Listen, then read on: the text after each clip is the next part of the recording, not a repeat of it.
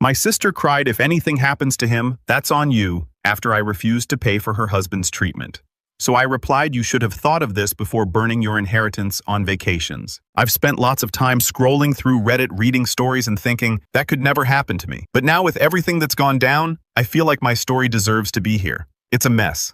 Here it goes. Growing up, Maddie always acted like she ran the show. She's 27 now, married to this dude Jason, who's basically her arrogance in male form. Meanwhile, I'm 17 and finishing high school, living with Aunt Susan after Dad passed away, because Maddie's too busy throwing tantrums to deal with real life. Oh, and Maddie and Aunt Susan, they've never gotten along. They've been enemies since like forever. To explain this properly, Maddie's a control freak. She's the kind of person who loves being in control. When we were kids, she'd take over everything. Game night, Maddie had to pick the game. Movie night, it had to be Maddie's favorite movie. And if she didn't get her way, cue the world's most passive-aggressive tantrum.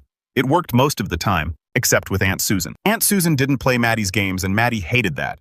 I still remember this one time when we were younger. Dad was sick and Aunt Susan came over to help out. Maddie was supposed to be doing the dishes, but instead she was texting Jason and pretending not to hear anyone. Aunt Susan, being Aunt Susan, told Maddie to get off her butt and finish her chores. Maddie rolled her eyes and muttered something like, "You're not my mom." Aunt Susan didn't miss a beat. She said, "No, but I'm not your maid either, so get moving." Maddie did the dishes, but she slammed every plate and cup like she wanted to shatter them all. Afterward, she ranted to me about how Aunt Susan was always on her case and trying to act like she was in charge. I didn't say anything, but honestly, Aunt Susan was right. Maddie's resentment of Aunt Susan only grew as we got older. Aunt Susan would show up to help Dad with stuff Maddie should have been doing. She'd drive him to doctor's appointments, help with bills, and make sure there was food in the fridge. Maddie called it interfering. She said Aunt Susan was trying to control the family. I called it stepping up. Maddie didn't want to see it that way because it made her look bad. By the time Jason entered the picture, Maddie had perfected her golden child act. Jason worshipped her, and she loved having someone who thought she could do no wrong. Aunt Susan, of course, didn't like Jason from the start. She said he was arrogant and fake, which spoiler he was. But Maddie didn't care. She acted like Jason was the best thing that ever happened to her, and ignored everyone who disagreed. Jason wasn't just arrogant. He was a full-blown jerk. Every time he came over, he had something snarky to say. If Dad cooked dinner, Jason would make a comment like, "Well, this is interesting." If I mentioned my plans for med school, he'd laugh and say, "Better have a backup plan, kid. Not everyone's cut out for that." Maddie never stood up for me.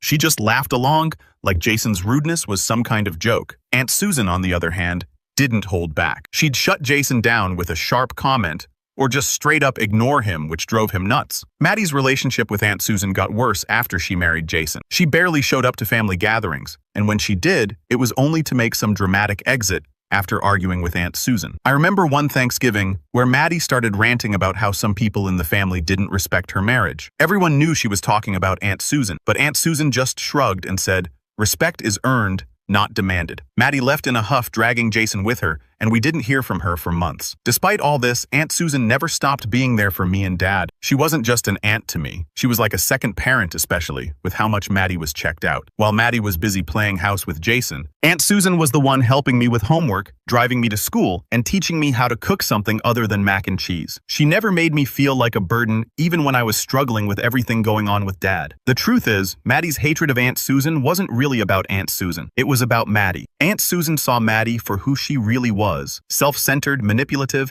and not as perfect as she wanted everyone to believe. That scared Maddie because she couldn't control Aunt Susan the way she controlled everyone else. She couldn't charm her, guilt trip her, or twist her words to make herself look better. Instead of dealing with that, Maddie just labeled Aunt Susan as the enemy. Looking back, it's wild how Maddie could hold on to that grudge for so long. Even after she got married and moved out, she'd still find ways to complain about Aunt Susan. She'd say stuff like, "Why does she always have to be involved?" Or "I can't stand how she treats me like a kid." Meanwhile, Aunt Susan was the one taking care of everything Maddie couldn't be bothered with, like making sure Dad was okay and keeping the family from falling apart. I didn't realize how bad things would get between them until after Dad passed. That's when Maddie's hatred turned into something else, something meaner, darker. It wasn't just about not liking Aunt Susan anymore.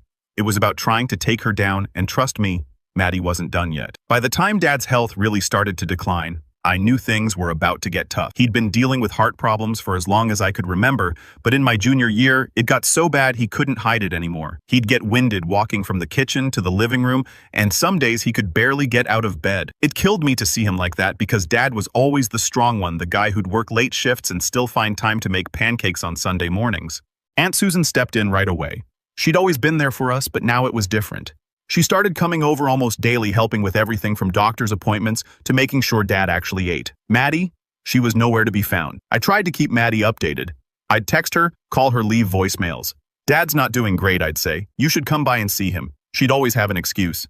Jason's been working late, or I've got so much going on at work. The one that really made me angry was, let me know if it gets serious. Like, what the heck did she think was happening? Dad was seriously ill and she couldn't even spare an hour to visit him. I'll never forget the night Dad collapsed in the living room. I was in the kitchen doing homework when I heard a loud thud. I ran in and saw him on the floor clutching his chest, his face pale and sweaty. I panicked and called 911, then called Aunt Susan. She got there before the ambulance did, her face tight with worry but calm enough to keep me grounded. Maddie. She didn't pick up. I left her a message. Dad's going to the hospital. You need to come now. That hospital stay was the beginning of the end. Dad was there for weeks, and every day I hoped Maddie would show up. She didn't. Aunt Susan and I were there every day, sitting by his bedside, holding his hand and trying to keep him comfortable. The nurses knew us by name. Maddie. She didn't even bother to call until the second week, and even then it wasn't to ask how Dad was doing. It was to complain about how hard her life was with Jason's health issues. Now here's the thing about Jason. He's got some kind of chronic illness. I don't know much about it because we've never been close, but Maddie liked to bring it up whenever it was convenient for her. You don't understand how hard it is, she'd say. Jason's been so sick lately. I get it. Being sick stinks. But she was using it as an excuse to ignore what was happening with Dad. The day Dad passed away, it was just me and Aunt Susan in the room.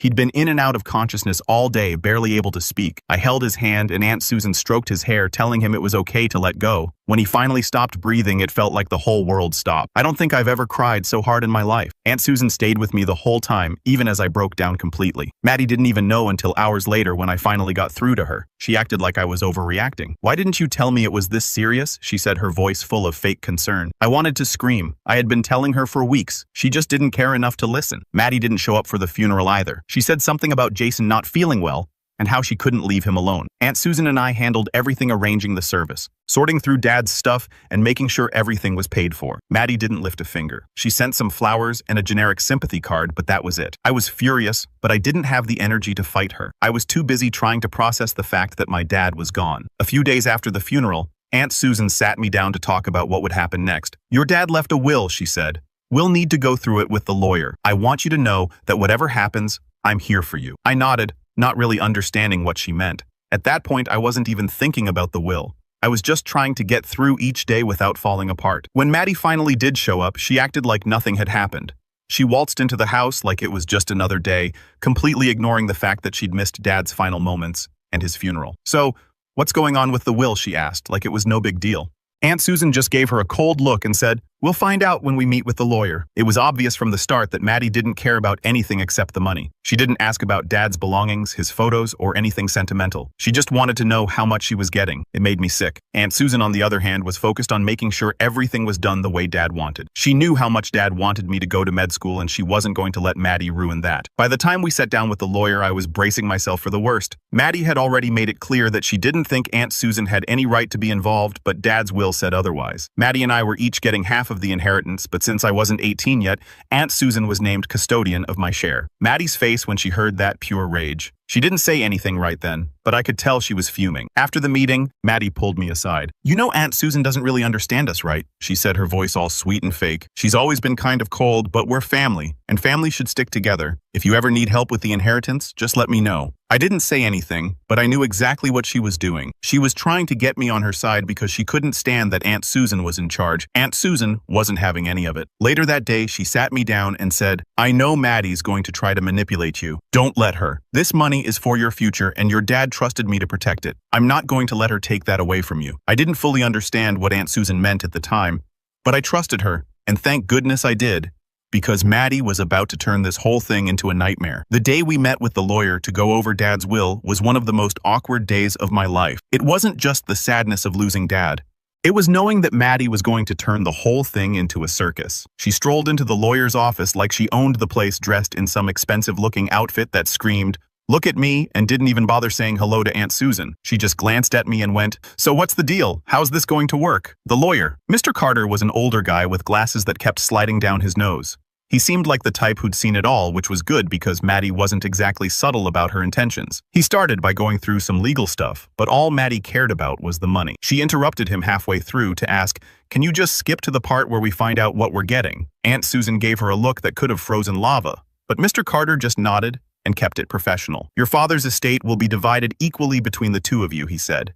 50% to each of you. However, since Ethan is still a minor, his share will be managed by Ms. Susan, as designated in the will, until he turns 18. I swear you could have heard a pin drop. Maddie's smile froze on her face, and for a second she just stared at him like she couldn't believe what she'd heard. Then, in the fakest voice possible, she said, "Oh, that makes sense. Of course Aunt Susan would be in charge. She's always so responsible." I almost laughed because Maddie couldn't have sounded less genuine if she tried. Aunt Susan didn't say anything, but I could tell she was ready for whatever nonsense Maddie was about to pull. After the meeting, Maddie cornered me in the parking lot. "Hey, just so you know," she said, leaning in like she was about to share some big secret, "you don't have to listen to Aunt Susan about everything. I mean, she's great and all, but we're siblings. We should be making these decisions together." I just nodded, not wanting to start a fight right there, but inside, I was fuming. Maddie had spent years bad-mouthing Aunt Susan, calling her controlling and overbearing, and now she was trying to act like they were best friends. It was so transparent it was almost pathetic. Aunt Susan must have seen the look on my face when I got into her car, because as soon as we pulled out of the parking lot, she asked, "What did she say to you?" "Just the usual," I said. "She thinks we should be making decisions together." Aunt Susan sighed, gripping the steering wheel a little tighter. I knew this was coming. Maddie's never been one to let something like this go. "Listen to me, Ethan.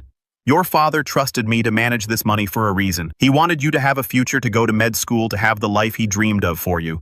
Don't let her guilt you into giving that up." I nodded. She was right. Maddie was too stubborn to let something like this go without a fight. It didn't take long for Maddie to show her true colors. Over the next few weeks, she started showing up at Aunt Susan's house more often than she ever had before. This was the same Maddie who used to avoid family events if Aunt Susan was going to be there, and now she was dropping by unannounced like it was the most natural thing in the world. She'd bring pastries or flowers, acting all sweet and charming, but it was so fake, it made my skin crawl. "Family is so important," she said one day while sitting in Aunt Susan's living room sipping tea, like she actually cared about anything other than herself. "We've all been through so much, and I just think we need to stick together, you know?" Aunt Susan wasn't buying it. "What do you need, Maddie?" she asked bluntly. Maddie blinked, her fake smile slipping for just a second before she recovered. "Nothing. Just wanted to check in, see how you two are doing." "Is that so bad?" Aunt Susan didn't respond, and the silence was so thick you could have cut it with a knife. Eventually, Maddie stopped pretending and got straight to the point. One afternoon, she showed up at Aunt Susan's house with tears in her eyes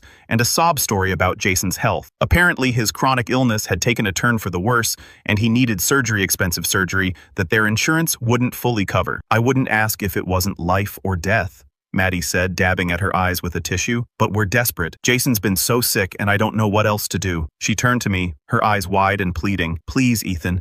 Just a small portion of your inheritance. It would mean everything to us." I froze. I didn't know what to say. Jason's health was serious, sure, but this was my inheritance, my future. I'd been saving it for med school, for the life Dad wanted me to have. Giving it to Maddie would mean throwing all of that away. Aunt Susan stepped in before I could respond. "That money is for Ethan, Maddie," she said firmly. "It's not for you, and it's not for Jason.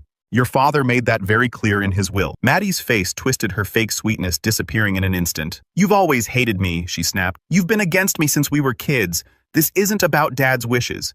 It's about you trying to control everything like you always do." Aunt Susan didn't even flinch. "Believe whatever you want, Maddie," she said calmly.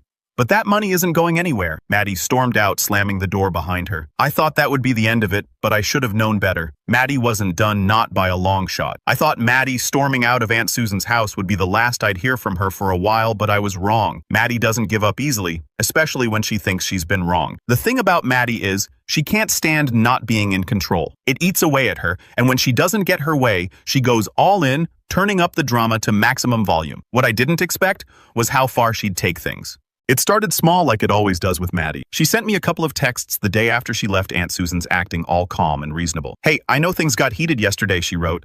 "I just want you to think about what I said. Jason's surgery isn't optional. It's life or death. We're family and I know Dad would want you to help." I ignored it at first. I didn't want to engage because I knew it wouldn't lead anywhere good. But Maddie doesn't take silence as an answer. The next day, she showed up at Aunt Susan's house again, unannounced. I was in my room when I heard the doorbell, followed by Maddie's overly loud, overly sweet voice. "I want to talk with Ethan," Maddie said, trying to sound innocent. "It's important. Whatever you have to say, you can say it from the porch," Aunt Susan replied. I peeked through my window and saw Maddie standing there holding a folder like she was about to make some big presentation. "Fine," she huffed, flipping her hair over her shoulder. "I brought some information about Jason's condition. I thought maybe if you both understood how serious this is, you'd reconsider. Aunt Susan didn't say anything, just crossed her arms and waited. Maddie took that as her cue to start her pitch. Jason has been dealing with this for years. She began pulling papers out of her folder and holding them up like they were some kind of evidence. But now it's gotten to the point where he can't function without surgery. The doctors say it's critical. She went on for a while detailing how expensive the procedure was and how their insurance wouldn't cover everything. We've already put our savings into this, she said, her voice trembling. But it's not enough. I'm not asking for a handout. I'm asking for help, just a small portion of the inheritance. It's sitting there unused, and Jason doesn't have time to wait. Aunt Susan didn't budge. Maddie, I understand that this is hard for you, but your father left that money for Ethan. It's not up for discussion. Maddie's face changed instantly. The fake sadness disappeared, replaced by pure anger. You're unbelievable, she snapped. How can you stand there and act like this is about Dad's wishes? You've always hated me.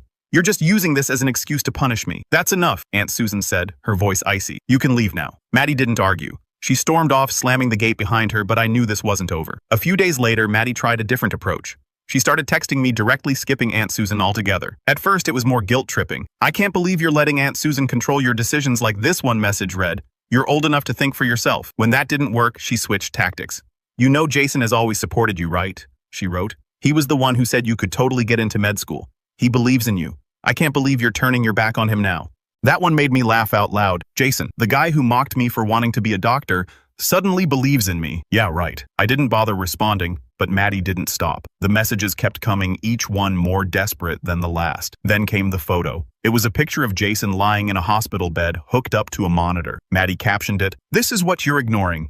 This is what you're letting happen." I showed it to Aunt Susan, who just shook her head. She's trying to manipulate you, she said. Don't fall for it. When the texts didn't work, Maddie escalated. One evening, Aunt Susan got a call from someone she hadn't spoken to in years, our cousin Lauren. Maddie had apparently reached out to her and spun some sob story about how Aunt Susan was hoarding my inheritance and refusing to help a dying man. Lauren called to get Aunt Susan's side of the story, and when Aunt Susan explained what was really happening, Lauren was furious. She tried to make me feel guilty for not stepping in to help, Aunt Susan said. What's wrong with her? It wasn't just Lauren. Over the next week, Maddie reached out to other family members, trying to rally them against Aunt Susan. She framed it like Aunt Susan was some kind of villain, keeping me under her thumb and refusing to help Jason out of spite. Most people saw through her, but a few bought into it, calling Aunt Susan to express their concern. I couldn't believe how far Maddie was willing to go. It wasn't just about the money anymore. It was about winning. She wanted to break Aunt Susan to make her cave and give in, just so Maddie could feel like she was in control. The breaking point came when Maddie showed up at Aunt Susan's house with a lawyer. She didn't warn us, didn't call ahead. She just showed up demanding to talk. Aunt Susan answered the door but refused to let Maddie inside. What do you want now? She asked, exasperated. Maddie gestured to the lawyer beside her.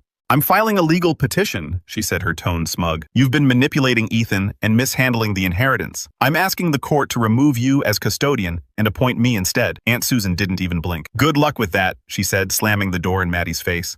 After that, it was official. Maddie wasn't just trying to guilt me into giving her the money. She was trying to take it by force. The court date was set, and Aunt Susan and I started preparing with our lawyer, Mr. Carter. Maddie thought she had the upper hand, but she didn't realize how much evidence we had against her.